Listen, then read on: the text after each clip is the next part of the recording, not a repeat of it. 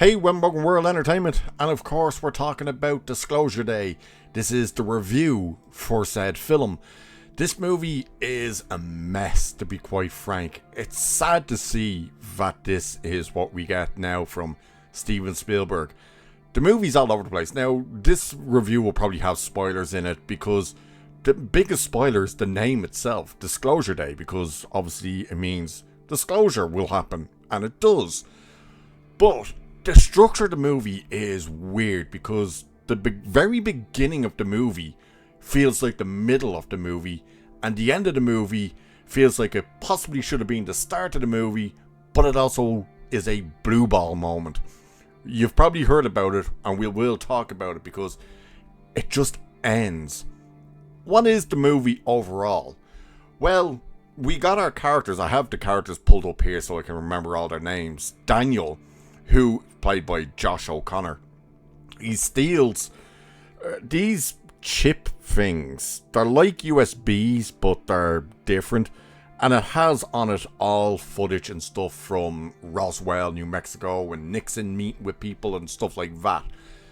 And he wants to get all the information out.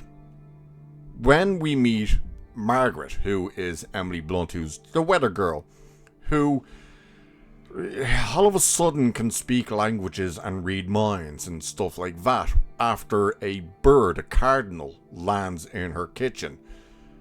There's a connection between her and Daniel, which you find out later and stuff like that, but he's trying to get information out there. He's got a device which you've seen in the trailer and the images. Colin Firth is holding it all the time, that his girlfriend, whose name is Jane, that she's a former nun, that yoke right there, that's what, there seems to be multiple of them. We're never actually told what they are or how they actually work. We do see them later, which you also saw in the trailer, which you will see an image of in here, when the little girl has the thing coming down with the aliens there. They're those things. It's still not explained. Practically nothing in this movie is explained, so it's really frustrating, but they're trying to get all the information out to the world. They think the world deserves all the information. Colin Firth's character, I'm not even sure what the hell his name is, Noah, he's trying to stop them, but he has control of one of these things that seemingly is able to read minds, make you angry. It's weird how it works and stuff they don't explain. The overall structure of the movie, it's a mess. As I said, it really is a mess. It seems to be want multiple things. It wants to be an alien movie. It wants to be a conspiracy movie. It wants to be an action movie. It wants to be a chase movie. And none of it lands. If you're going to see this movie thinking it's really a big alien movie, don't waste your time. Don't bother, because there's next to no aliens in this thing at all. Literally. You get one clip of them at the beginning of the movie, which is true. By the way, all of the footage of aliens is true footage. So you're watching people watching screens that show you footage of aliens until the very end. So, and you barely see them. And when you do see them, they look ridiculous. When they're lifeless, they're literally, you can see they're just rubber things. And when they're walking around, they're horribly CGI'd. And yeah, you see more aliens. I'll put it this way. You see more aliens in Close Encounters of the Third Kind than you do in this bloody thing. There really is no aliens in it. And then you're like, okay, so is it a big conspiracy movie? No, not really either. The thing of it's going to make you question your fate. They bring that question up once, maybe twice in the movie. She's actually on the phone to the nun here, which is hilarious. These things, see these things here? They are those things that they're holding. How they get them, don't know. What do they actually do? Don't know. But the fate question is, could people who believe in deities accept that their deity may actually be a superior being from somewhere else? That question is asked. That question is just like, sure. And it's like, oh, okay, moving on. When she's on the phone call to the nun, who Jane was a nun. Of course she was. She falls. See this? All of this is footage. They're watching footage on the news of this stuff. So, yeah. And it doesn't look that clear either. She's on the phone to her old nun, like the head nun, and she's like, hey, like, the Genesis, do you think people could actually believe that we're not on our own and blah, blah, blah? And the nun's like, sure. And she's like, but you said, and she's like, Genesis says we are the pre-creation on earth from God. So the nun isn't even questioning her faith. She thinks, yeah, it would be stupid to think we were the only creation of God's. It's like, that's it. That's all the whole thing of, it's going to make you question your faith. No, it fucking won't. There's none of that in here. So that's garbage.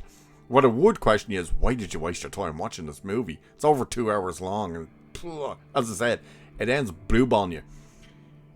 Biggest issue with this movie. And my good God now, Steven Spielberg started this trend. But he used it very cleverly and subtly back in the day. J.J. Abrams took it to an all-new level. The J.J. Abrams effect takes hold in this. Lens flares. Holy divine Jesus, the lens flares in this are ridiculous. There are moments that you cannot see jack shit because of the lens flares. Like, it is over the top and ridiculous how bad the lens flares are in this movie. And it's incredibly distracting. The story itself is incredibly messy and all over the place. As I said, like, you're never actually sure what his actual motive is. And he just gives up by the end. Like, he gets them dead to rights where he can stop them and then just goes, meh. And literally sits down. The train scene that's in the trailer, that's one of the guys that works with Colin Firth. Drives up and decides to try and push them into a train that's passing. He's armed. He could have pulled up, got out of the car, walked up while these two are sitting in their car and have nowhere to go, and just popped them in the head. But no. He tries to push them in front of the train, which this then happens. And as they're climbing this train, he's driving on the road across from them. Now he starts trying to shoot at them. It's like, what? Why would you do that? Why would you try and get them crushed by the train? They're being dragged down the railway by the train, and you follow them, and now you start shooting at them. It makes no sense. She's on the phone to the nun there. Yeah, you don't even really see the aliens in this scene either. You see their fingers, and you see that one little glimpse of when it goes from the deer to the alien side of the head. That's all. The main alien you really see is at the very end when they wheel out this old fart alien. And it's like, oh. And here's how they blue ball you. And I'm going to tell you this. This out, you might think it's a spoiler. It's not a spoiler because, as I said, the movie just ends. The alien stands up to these two, whispers something in his ear. And when I say whisper, he's in between the two of them. And he goes, and it's like, surely Emily Blunt can hear that, but no, Ting turns around and whispers into her ear what the alien had said. And she goes and sits in front of the camera and goes, listen. Screen goes to black. That's it. That's the end of the movie. You're like, what? That's it? That's where you're going to end it? What did the alien say then? And here's the thing. When she does her clicky thing on the news, when she's about to do the weather, Coleman the Mango, his character Hugo, he sends the clip to Jack. This is in this moment actually here to see him react to it, and he's like, "Don't fear what you don't understand. Why are you sending me that?" And he's like, "What do you mean?" I don't know if you hear that. A car just went past with music blaring. He can hear what she's saying in English. And, like, she starts speaking to people in, like, Korean. And they're like, when did you learn Korean? And she goes, what are you talking about? I don't know Korean. So, she hears everything in English. She can read people's minds all of a sudden. She knows everything. People can see her as their loved ones. So how any of this actually happens is unclear. Here's the other kicker. That little girl right there, it's Emily Blunt. Yeah. The little girl and the little boy, that right there, that's Emily Blunt. And I'll explain this now. So, this is her house she grew up in. Hugo, at the beginning of the movie when we first meet him, is building a house. Like in a big warehouse. They're building what you think is like a soundstage. They built the house that Emily Blunt's character Margaret grew up in, her parents' house, because in 1996 she was basically abducted by the aliens. All the animals are the aliens. They need her to go into the room, her old room, to activate the memory. Once you see that happen, I'm sitting there and it hits me immediately. It's like, wait a minute. You only needed the bedroom. Why the hell did you build the entire house? Like literally, the entire house from the ground up they built. All her original photographs, everything her parents had, exactly how they had it, are in the house. By the way, how they knew that was the house and how it was laid out and stuff like that, don't know. That's not explained either. Nothing is explained. Literally, nothing is explained in this movie. And it's like, but you only needed the bedroom. Why did you build the entire house?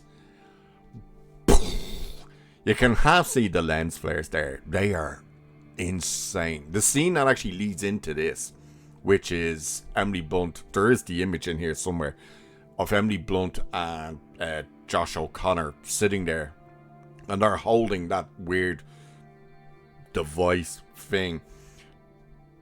There's a lens flare that comes in from behind them, and the camera takes about 3 minutes to get up and into position. This scene here, see the way the light is behind them? The light comes in so bad when the camera is down below them and comes in, and you cannot see Emily Blunt at all. And it takes about 2-3 minutes before the camera actually gets into a position where her shoulder blocks out the light coming in from behind, and it still comes in from the side of her head. That's how bad the lens flares are in this.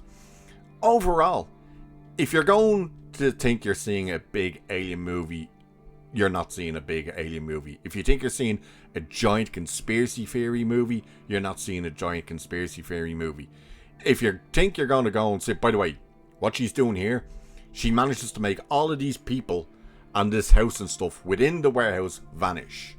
You've seen that. That's not a spoiler because you've seen that actually in the trailer when you see the cars get pushed out of the way and you see the tracks going in the water. That's that moment. How he has these things, the devices, we don't know. How he understands that you can use them to go into people's minds and almost control them at times, don't know. It's not explained. How these two actually knew each other because they were both abducted as kids. They were together on the alien ship, which by the way you don't see. Don't know. The biggest thing about this movie is, what is it? What's it about? Who's it for? All this stuff? Don't know, because none of it is answered. And as I said, the movie blue balls you by going, the alien says something, and then you're told, listen, and that's where the movie ends. Yeah, Spielberg, he's lost his touch, man. He really has. The whole awe and wonder of a Spielberg movie is gone. This is not it. And the sad part is, this is Spielberg reteamed with David Cope and John Williams. The John Williams score is forgettable. There's people saying it's terrible. There's people saying it's the only good part about the movie. It's forgettable. There's no sense of wonder and awe even to the music of this. It's generic, garbagey type of just suspense type of music. Anybody's name for the music could be on this thing, other than Hans Zimmer, because Hans Zimmer you would definitely recognize. But it's just so basic and generic, which is really sad as well. But you have the three people who brought you the wonder and awe and excitement and adventure of the likes of Jurassic Park and stuff like this, and this is not it. It's finished. They are done.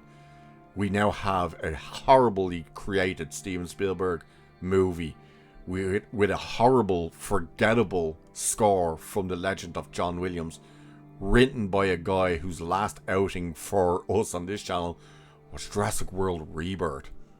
Yeah, I can't recommend this movie.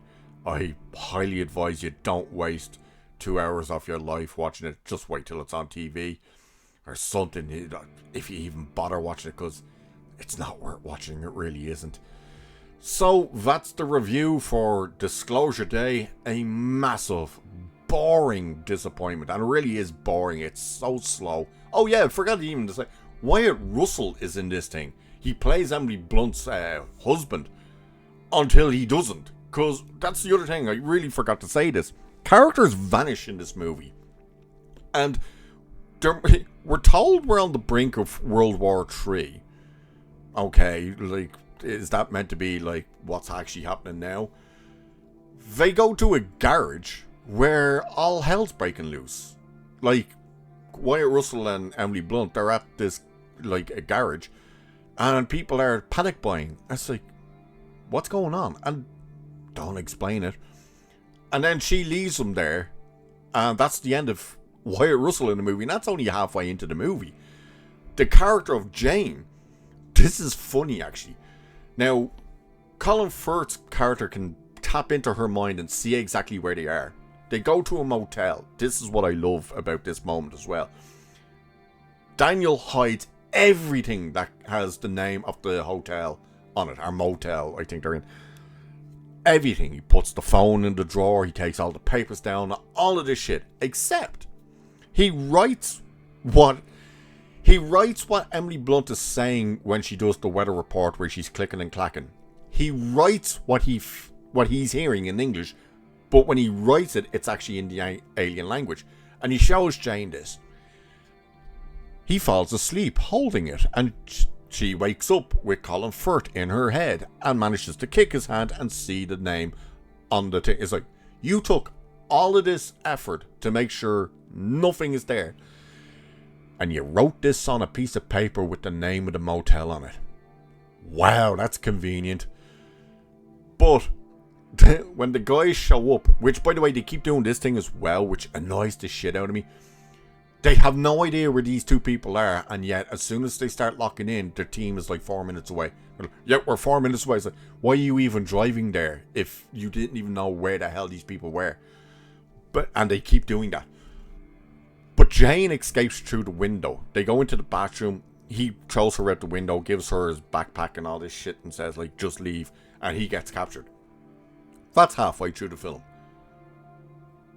I forgot that she was even in the film. When she finally pops back up, which is that diner scene, I'm like, oh shit, yeah, forgot about Jane. Where did she go? I forgot how they separated. I couldn't remember. It was like, how did she get away? When did that happen? And it took me about 3 minutes to remember. It's like, oh yeah, the motel. I couldn't remember. I'm watching the movie and I'm forgetting it while watching it. And then even Wyatt Russell, you forget that he's even in until he pops up at the very end. It's so stupid, but yeah, there's a lot of stuff like that. It's an unbelievably forgettable, boring, slow-paced movie that just doesn't answer any questions that it raises. Where did the aliens come from? Why are the aliens here? Why don't we get to see the bloody aliens? Any of it. It's garbage. Don't waste your time.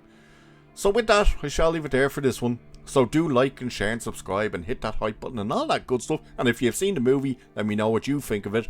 Cheers. I'll catch you in the next one.